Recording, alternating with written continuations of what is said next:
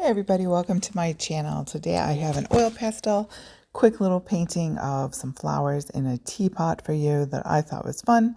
I grabbed my black paper. This is an Arteza, sort of thicker, not quite a cardstock, but not super thin either. Notebooks that you can get. I'll try to find it and leave links below. And then using a mixture of my Paul Rubens and Mungyo oil pastels. And I started out, this is more of like a peachy pink, and I wanted it to be a little bit more pink. So you'll see in a minute here that I layer on a brighter pink, more of a cooler color, candy sort of pink color. Here it comes. And just was in the mood for a pink teapot today, I guess. I hope you're all doing well. Check out those links below. That would be great. And then you can see all sorts of fun places to go there. Going in now and putting some colorful flowers in my teapot. Just some brighter colors, just in the cool color family today with purples and pinks and blues. And then putting in some foliage so that it's overlapping the edge too as well.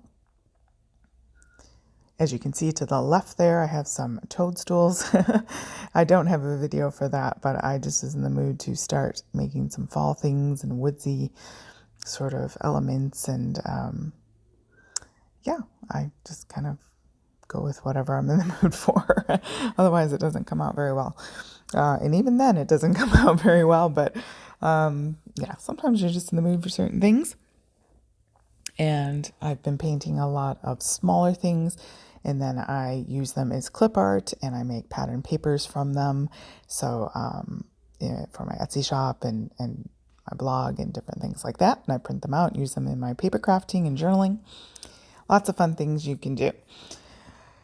So layering in some different color greens just to get some variation there, and then some white. And I was going to go for how to clean my oil pastel there. You can just wipe it off with an old baby wipe.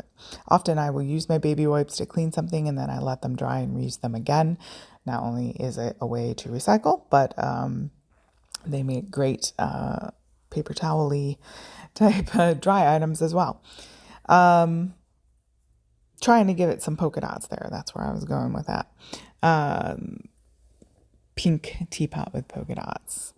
Now my handle here, a little bit unconventional, I think, but I was going for more of a swoopy type of look here. I thought it turned out cute, but